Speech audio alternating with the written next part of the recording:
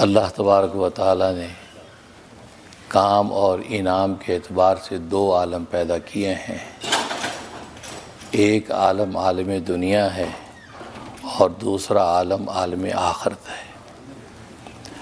عالم دنیا کام کا عالم ہے اور عالم آخرت انعام کا عالم ہے۔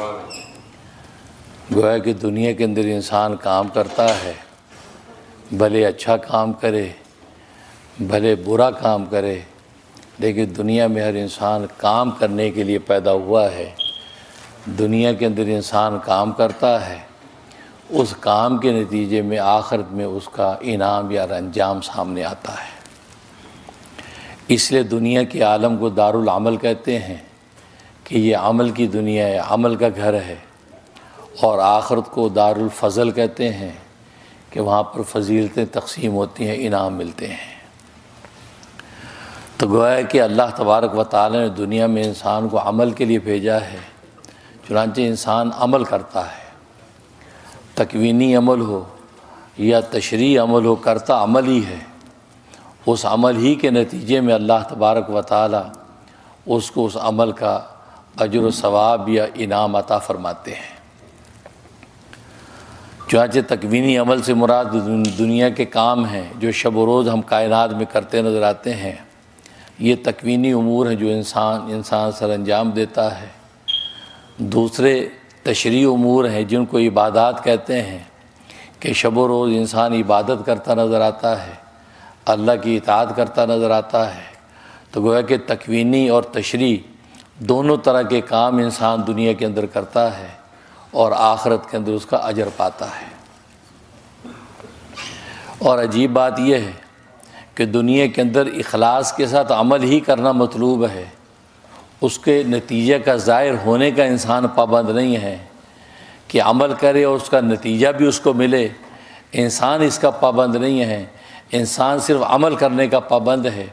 اب اس کا نتیجہ کیا نکلتا ہے یہ اللہ تبارک و تعالیٰ کے ہاتھ میں ہے کہ اللہ تبارک و تعالیٰ اس کا پازیٹیو نتیجہ ظاہر کرتے ہیں یا نیگیٹو نتیجہ ظاہر کرتے ہیں، یہ اللہ تبارک و تعالیٰ کے سپرد ہے۔ انسان کے ذمے عمل ہے کہ سچی نیت کے ساتھ عمل کرے۔ چنانچہ دنیا کے اندر انسان سچی نیت کے ساتھ عمل کرتا ہے تو اس کو اجر ملتا ہے، اس کی اجرت ملتی ہے۔ اور اسی طریقے سے سچی نیت کے ساتھ تشریعی عمل کرتا ہے، اللہ کی عبادت و اطاعت کرتا ہے تو اس کو اجر ملتا ہے، اس کا انعام ملتا ہے۔ لیکن انسان صرف عمل کا پابند ہے، اس کے نتیجے کا پابند نہیں ہے۔ مثلا انسان علاج کروانے کا پابند ہے لیکن شفا کو حاصل کرنے کا پابند نہیں ہے۔ اس کا کام طبیب کے پاس جا کر اپنے جسمانی احوال رکھ دینا اور طبیب کا علاج کر لینا بس۔ اب شفا حاصل ہونا یہ اب اس کے ہاتھ میں نہیں ہے، اللہ تبارک و تعالیٰ کے ہاتھ میں ہے، وہ شفا دے یا نہ دے۔ یہ البتہ علاج کرنے کا پابند ہے۔ اگر علاج نہیں کرتا اور گویا کہ وہ بغیر علاج کی مارا جاتا ہے اور گویا کہ ایک طرح کی خودکشی کو اختیار کرتا ہے تو گویا کہ یہ مجرم ٹھہرتا ہے، اس کو علاج کرنا ہے۔ تو علاج اس کے ذمے ہے، لیکن شفا اللہ تبارک و تعالیٰ دے یا نہ دے اس کی ذمہ داری ہے۔ تو گویا کہ دنیا میں انسان صرف عمل کا پابند کہ اخلاص سے عمل کرے، عمل کے نتیجے کا پابند نہیں ہے۔